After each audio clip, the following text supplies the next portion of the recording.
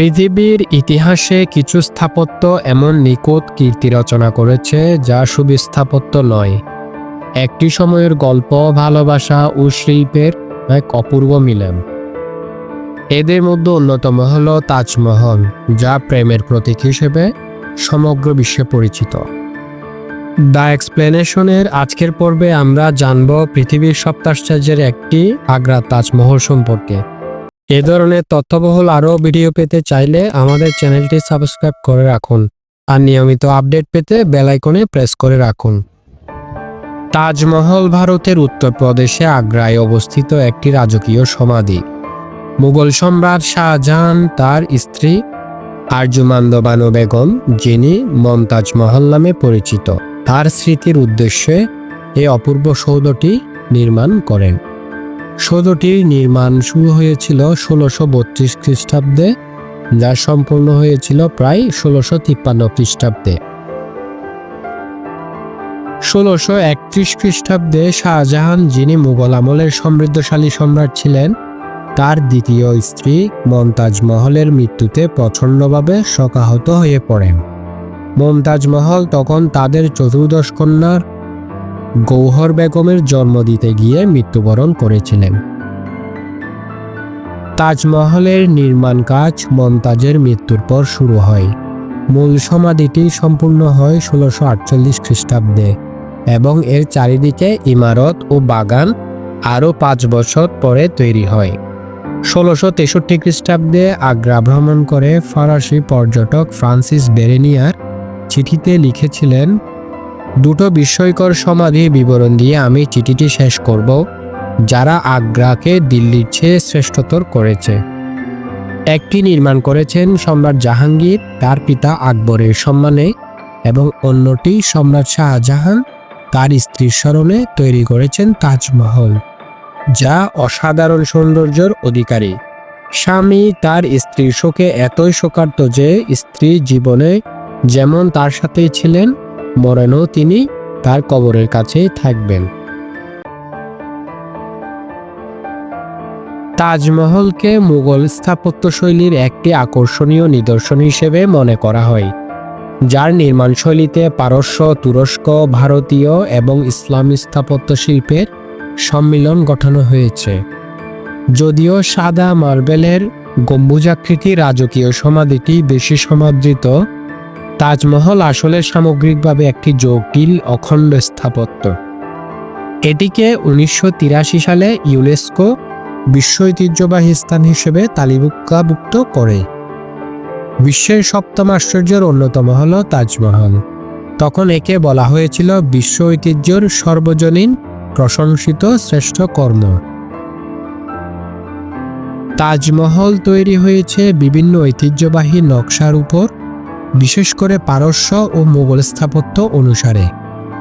নির্দিষ্ট কিছু নকশা তিমুর ও মুঘল ইমারতের মতো হুবহু করা হয়েছে, যাদের মধ্যে তিমুরের গুরি আমির সমরখন্দে হুমায়ুনের মাজার, ইমাদুদ্দৌলার মাজার এবং দিল্লিতে শাহজাহানের নিজের তৈরি দিল্লি জামে মসজিদ উল্লেখযোগ্য।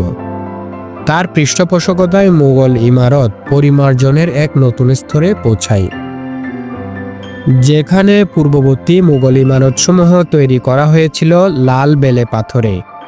শাহজাহান সেখানে চালু করেছিলেন সাদা দামি মার্বেল পাথরের প্রচলন। তাজমহলের সামনের চত্বরে একটি বড় চাহারবাগ বা মুঘল বাগান করা হয়েছিল।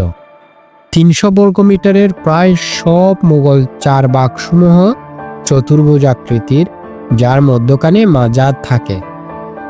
যমুনা নদীর অপর প্রান্তে নতুন আবিষ্কৃত মাহতাব বাগ অন্যরকম তথ্যর আভাস দেয়। যমুনা নদীটি বাগানের নকশায় অন্তর্ভুক্ত করা হয়েছিল, যাতে তা স্বর্গের নদী হিসেবে অর্থবহ হয়। বাগানের বিন্যাস এবং এর স্থাপত্যর বৈশিষ্ট্য, যেমন এর ঝর্ণা, ইট অথবা মার্বেলের রাস্তা এবং জ্যামিতিক ইটের রেখার ফুলের বিছানা, এগুলো হুবহু শালিমারের মতো। এই ক্রম নকশাগুলো করেছেন প্রকৌশলী আলিমারদান। মুঘল সম্রাটদের উত্তরোত্তর অবক্ষয়ের সাথে সাথে বাগানেরও অবক্ষয় ঘটে। ইংরেজ শাসনামলে তাজমহলের রক্ষণাবেক্ষণের দায়িত্ব ইংরেজরা নেয়। তারা এই প্রাকৃতিক ভূদৃশ্যকে পরিবর্তন করে নতুন করে লন্ডনের আনুষ্ঠানিক বাগানের চেহারা দেয়। তাজমহলের চত্বরটি বেলে পাথরের দুর্গের মতো দেয়াল দিয়ে 3 দিক দিয়ে বেষ্টিত। নদীর দিকের পাশটিতে কোনো দেয়াল নেই। এ দেয়াল বেষ্টনীর বাইরে আরও সমাধি রয়েছে, যার মধ্যে শাহজাহানের অন্য স্ত্রীদের সমাধি এবং মমতাজের প্রিয় পরিচারিকাদের একটি বড় সমাধি রয়েছে। এই স্থাপত্যসমূহ প্রধানত লাল বেলে পাথর দ্বারা তৈরি, দেখতে সে সময়কার ছোট আকারের মুঘল সাধারণ সমাধির মতো। তাজমহলে ঢোকার প্রধান ফটক বা দরজাও তৈরি হয়েছে মার্বেল পাথরে। এর খিলানসমূহের আকৃতি হুবহু সমাধির খিলানসমূহের অনুরূপ এবং এর পৃষ্ঠাক খিলান সমাধির ক্যালিগ্রাফি বা চারুলিপির নকশার সাথে মিলিয়ে করা হয়েছে। চত্বরের একেবারে শেষে বেলে পাথরের 2টো বিশাল ইমারত রয়েছে, যার সমাধির দিকের অংশ খোলা। এদের পিছনভাগ পূর্ব ও পশ্চিম দিকে দেয়ালের সমান্তরাল। তাজমহলের 2টো ইমারত দেখতে একেবারে হুবহু যেন একটি আরেকটির প্রতিচ্ছবি। পূর্ব দিকের ইমারতটি মসজিদ, অন্যটি হলো জাওয়াব, যা মুঘল আমলে মেহমানদের থাকার জন্য ব্যবহৃত হতো। এছাড়া মসজিদের জাহান্নুমা অথবা দিল্লি জামে মসজিদ একটি বড় ঘর, যার উপর 3টি গম্বুজ রয়েছে। মুঘল আমলের মসজিদগুলোর নামাজ পড়ার জায়গা 3 ভাগে ভাগ করা থাকত। বড় নামাজ পড়ার জায়গার 2 পাশে সামান্য ছোট নামাজ করার জায়গা। তাজমহলের প্রত্যেকটি নামাজ করার জায়গার উপরে বিশাল গম্বুজ আছে, কিন্তু জায়গাটি খোলা। ইমারতটির নির্মাণ সম্পূর্ণ হয়েছিল 1643 খ্রিস্টাব্দে।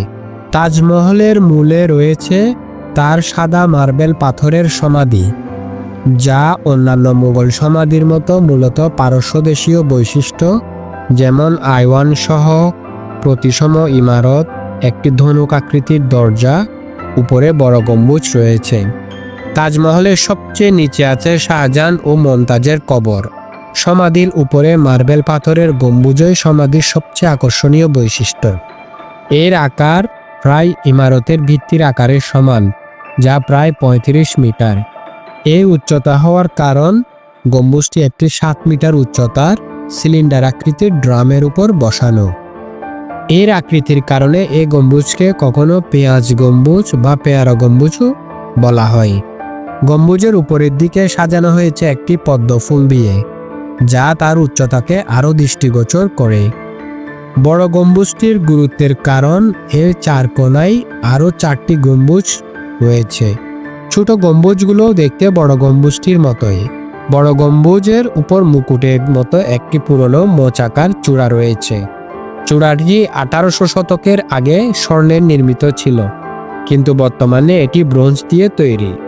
এই চূড়াটি পারস্যদেশীয় এবং হিন্দুদের শোভাবর্ধক উপাদানের মিলনের উৎকৃষ্ট উদাহরণ। তাজমহল দেয়াল ঘেরা আগ্রা শহরের দক্ষিণ অংশের একটি জমিতে তৈরি করা হয়েছিল, যার মালিক ছিলেন মহারাজা জয় সিং। শাহজাহান তাকে আগ্রার মধ্যখানে একটি বিশাল প্রাসাদ দেওয়ার বদলে জমিটি নেন। তাজমহলের কাজ শুরু হয় সমাধির ভিত্তিপ্রস্তর স্থাপনের মাধ্যমে। প্রায় 3 একর জায়গাকে খনন করে নদীর ক্ষরণ কমানোর জন্য তাতে আলগা মাটি ফেলা হয়। সম্পূর্ণ এলাকাকে নদীর পাড় থেকে প্রায় 50 মিটার উঁচু করে সমান করা হয়। তাজমহল 55 মিটার লম্বা। সমাধিটির ব্যাস 18 মিটার এবং উচ্চতা 24 মিটার। সমসাময়িক উৎস থেকে জানা যায় 20 থেকে 30টি করে ষাঁড় একসাথে বেঁধে বিশেষ ধরনের গরুর গাড়িতে করে পাথর উঠানো হতো। পাথর উঠিয়ে ঠিক উচ্চতায় বসাতে কপিকল ব্যবহার করা হতো। গাধা এবং ষাঁড়ের দল কপিকল নাড়াতে শক্তির যোগান দিত। ভিত্তি আর সমাধি নির্মাণ করতে সময় লেগেছিল প্রায় 12 বছর। পুরো এলাকার বাকি অংশগুলো নির্মাণ করতে লেগেছিল আরও 10 বছর। প্রায় মোট 22 বছর সময় লাগে। তাজমহলের জন্য পানি বা জল সরবরাহ করা হতো একটি জটিল অবকাঠামোর মাধ্যমে। পানি নদী থেকে উঠানো হতো কয়েকটি পুর দিয়ে। এটি হলো দড়ি ও বালতির মাধ্যমে পানি পশু দ্বারা টেনে তোলার এক পদ্ধতি। পানি একটি বড় চৌবাচ্চায় জমা হতো, যা আরও 30টি ফুট দিয়ে উঠিয়ে তাজমহলের মাটির নিচে সরবরাহ চৌবাচ্চায় দেওয়া হতো। তাজমহল শুধু একজন ব্যক্তির দ্বারা নকশা করা হয়নি, বরং এ ধরনের প্রকল্পে অনেক প্রতিভাবান লোকের প্রয়োজন হয়েছিল। বিভিন্ন উৎস থেকে তাজমহল নির্মাণ কাজে যারা অংশ নিয়েছিলেন তাদের বিভিন্ন নাম পাওয়া যায়। যেমন পারস্যদেশী স্থপতি উস্তাদ ঈসা চত্বরের নকশা করার বিশেষ ভূমিকায় অনেক স্থানে তার নাম পাওয়া যায়। পারস্যর বেনারসের পুরু ফার্সি ভাষার এক লেখায় তাকে তত্ত্বাবধায়ক স্থপতি হিসেবে উল্লেখ করা হয়েছে। বড় গম্বুজটির নকশা করেছিলেন অটোমান সাম্রাজ্য থেকে আসা ইসমাইল খান, যাকে গোলারদের প্রথম নকশাকারী এবং সে যুগের একজন প্রধান গম্বুজ নির্মাতা হিসেবে মনে করা হয়। কাজিম খান লাহোরের বাসিন্দা। বড় গম্বুজের চূড়ায় যে স্বর্ণের দ্বন্দ্বটি ছিল তা তিনি নকশা করেছিলেন। চিরঞ্জি লাল একজন পাথর খোদাইকারক, যিনি দিল্লি থেকে এসেছিলেন। প্রধান ভাস্কর ও মোজাইককারক হিসেবে তাকে নেওয়া হয়েছিল। পারস্যর আমানত খান, যিনি প্রধান চারুলিপিকার, তার নাম তাজমহলের প্রবেশপথের দরজার পাথরে খোদাই করায় লেখা আছে।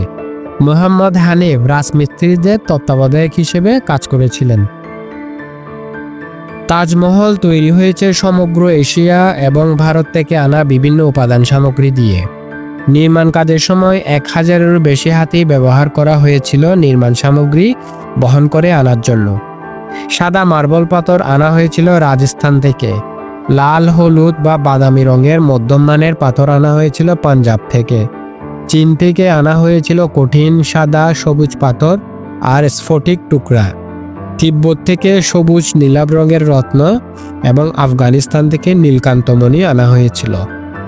নীলমণি বা উজ্জ্বল নীল রত্ন এসেছিল শ্রীলঙ্কা থেকে এবং রক্তিমাভাব খয়েরি বা সাদা রঙের মূল্যবান পাথর এসেছিল আরব দেশ থেকে। এতে প্রায় 28 ধরনের মহামূল্যবান পাথর সাদা মার্বেল পাথরের উপর বসানো হয়েছিল। কিছু সমস্যার কারণে তাজমহল নির্মাণে কত খরচ হয়েছিল তার হিসাবে কিছুটা হেরফের দেখা যায়। তাজমহল নির্মাণে তৎকালীন আনুমানিক 32 মিলিয়ন রুপি বা 3,20 লাখ রুপি খরচ হয়েছিল বলে ধারণা করা হয়।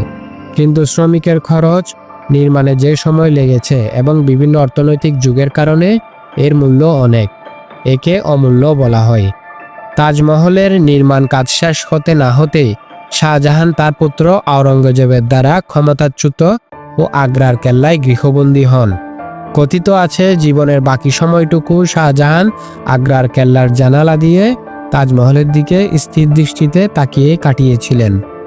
শাহজাহানের মৃত্যুর পর আওরঙ্গজেব তাকে তাজমহলে তার স্ত্রীর পাশে সমাহিত করেন। একমাত্র এই ব্যাপারটি তাজমহলের নকশার প্রতিসমতা নষ্ট করেছে। 19 শতকের শেষ ভাগে তাজমহলের একটি অংশ মেরামতের অভাবে খুব খারাপভাবে নষ্ট হয়। 1857 সালে সিপাহী বিপ্লবের সময় ইংরেজ সৈন্যরা তাজমহলের বিকৃতি সাধন করে আর সরকারি কর্মচারীরা বাটালি দিয়ে তাজমহলের দেয়াল থেকে মূল্যবান ও দামি নীলকান্তমণি খুলে নেয়। 19 শতকের শেষ দিকে লর্ড কার্জন তাজমহল পুনর্নির্মাণের একটি বড় প্রকল্প হাতে নেন। প্রকল্পের কাজ 1908 সালে শেষ হয়। তিনি তাজমহলের ভিতরের মঞ্চে একটি বড় বাতি বসিয়েছিলেন। তখন এই বাগানের নকশা পরিবর্তন করে ইংরেজ পার্কের মতো করে গড়া হয়, যা এখনও রয়েছে। দ্বিতীয় বিশ্বযুদ্ধের সময় এবং 1965 ও 1971 সালে পাকিস্তান বাংলাদেশ যুদ্ধের সময় তাজমহলকে ভাড়া দিয়ে ঢেকে দেওয়া হয়েছিল, যাতে বিমান চালকদের ভ্রম তৈরি করে। তাজমহল সম্প্রতি যে হুমকির মুখে পড়েছে তা হলো যমুনা নদীর তীরের পরিবেশ দূষণ। সাথে আছে মাথুরাতে তেল পরিশোধনাগারের কারণে সৃষ্ট অ্যাসিড বৃষ্টি, যা ভারতীয় উচ্চ আদালত দ্বারা নিষিদ্ধ ঘোষণা করা হয়েছে।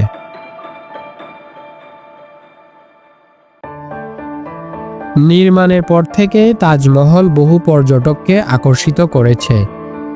এমনকি তাজমহলের দক্ষিণ পাশে ছোট শহর তাজগঞ্জি বা মমতাজবাদ আসলে গড়ে তোলা হয়েছিল পর্যটকদের সরাইখানা ও বাজার তৈরির উদ্দেশ্য। যাতে পর্যটকদের চাহিদা পূরণ হয়। বর্তমানে তাজমহলে 20 থেকে 30 লক্ষ পর্যটক আসে প্রতি বছর, যার মধ্যে 2 লক্ষ পর্যটক বিদেশি, যা একে ভারতীয় সবচেয়ে জনপ্রিয় পর্যটন কেন্দ্রে পরিণত করেছে। সবচেয়ে বেশি পর্যটক আসে সাধারণত ঠান্ডা মৌসুমে। বহুদিনের পৌরাণিক কাহিনী অনুযায়ী শাহজাহান যমুনা নদীর ওপারে কালো মার্বেলের একটি সমাধিসৌধ অর্থাৎ একটি কালো তাজমহল নির্মাণের পরিকল্পনা করেন। এ ধারণাটির উৎপত্তি হয়েছিল যা বাপটিস্ট ট্যাভার্নিয়ারের কল্পনাপ্রসূত লেখা থেকে, যিনি ছিলেন একজন ইউরোপীয় পরিব্রাজক ও রত্ন ব্যবসায়ী। 1665 সালে তিনি আগ্রা ভ্রমণ করেন। কেউ কেউ মনে করেন যে তার পুত্র আওরঙ্গজেব কালো তাজমহল তৈরি হওয়ার আগেই শাহজাহানকে ক্ষমতাচ্যুত করেন। যমুনা নদীর অন্য পারে মেহতাববাগে কালো মার্বেলের ধ্বংসাবশেষ দেখে এই যুক্তি সমর্থন করে অনেকে। তা অবশ্য 1990-এর দশকে চালানো খনন কার্যের পর মিথ্যা প্রমাণিত হয়। খননে জানা যায় সেগুলি ছিল মূলত সাদা পাথর যা বিবর্ণ হয়ে কালো রং ধারণ করেছে।